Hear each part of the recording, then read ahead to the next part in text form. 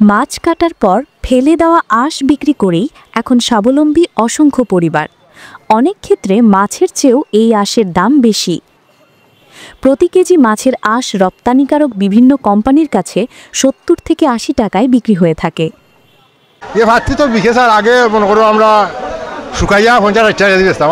Daily মনে করো খাসাটা মনে করো 2-2.5 কেজি 3 কেজি হয় বুঝলি, শুকাইলে 3 কেজি, শুকাইলে 1 কেজি থেকে মাসে মনে করো তা 30 কেজি 25 কেজি থেকে মাসও শুকাইলে আর কি। আর আমরা খাসা মনে করো 2-2.5 কেজি 3 কেজি হয় ডেইলি।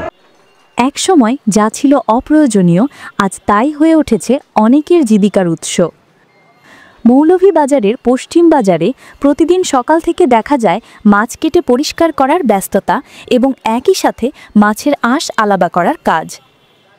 এই আঁশকে স্থানীয়রা বলেন পাত্তি, আর এই পাত্তি বদলে দিয়েছে এখানকার 16টি পরিবারের জীবন। মাছের বাতি নিয়ে তারা কি করে হইতাম পারি না, তারা বিদেশ চালান দেয়, দেখা যায় আমরা মৌলভীবাজার থেকে দেখা যায়। আর আমরা অন্তত কিনে 50 টাকা কেজি 55 টাকা কেজি, আগে বিকতো 80 টাকা কেজি 85 টাকা কেজি, ওখান কম বিক সাবি কি ওই আর কি 20-22 বছর আমরা অন্তকে বেশি 10 টাকা 20 টাকা পর্যন্ত কেজি বেচছি আগে, এখন বাড়ছে আগে আস্তে আস্তে। এই মাছের পাত্তি শুধু দেশের ভেতরেই ব্যবহার হয় না, বিদেশেও রপ্তানি করা হয়। বিশেষ করে মাছ ও পোলট্রি খাদ্য প্রস্তুতকারী কোম্পানিতে এর ব্যাপক চাহিদা রয়েছে। প্রথমে বাজার থেকে আঁশ সংগ্রহ করার পর সেগুলো ধুয়ে পরিষ্কার করা হয়। এরপর প্লাস্টিকের মাদুর বা অন্য কোনো পরিষ্কার পাত্রে আঁশগুলো মেলে দিয়ে কড়া রোদে শুকানো হয়।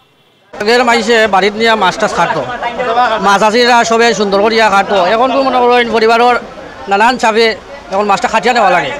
এখন আমরা এনে খাটলে সুযোগ সুবিধা ভালো পাই, তাহলে খাটিয়াও নেই। ম্যাক্সিমাম আপনার 7 থেকে 8 কেজি, 8টা থেকে সকাল রাত 10টা পর্যন্ত 7-8 কেজি দল হয় আপনার। আর ইন টোটাল ধরে লাইন কুরসা কারসা লাগাইয়া 70-80 পিস খাটা হয়।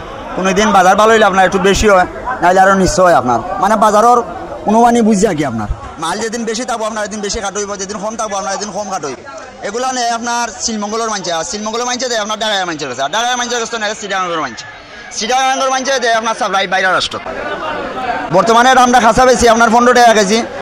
এখানকার পরিবারগুলো নিজেরা মাছ কেটে আঁশ সংগ্রহের পাশাপাশি মাসিক চুক্তিতে অন্য মাছ বিক্রেতাদের কাছ থেকেও আঁশ ক্রয় করে।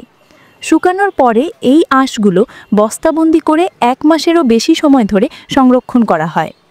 এরপর বিদেশে রপ্তানির জন্য বিভিন্ন কোম্পানির প্রতিনিধিরা সরাসরি তাদের বাড়ি থেকে এসে সেগুলো কিনে নিয়ে যান।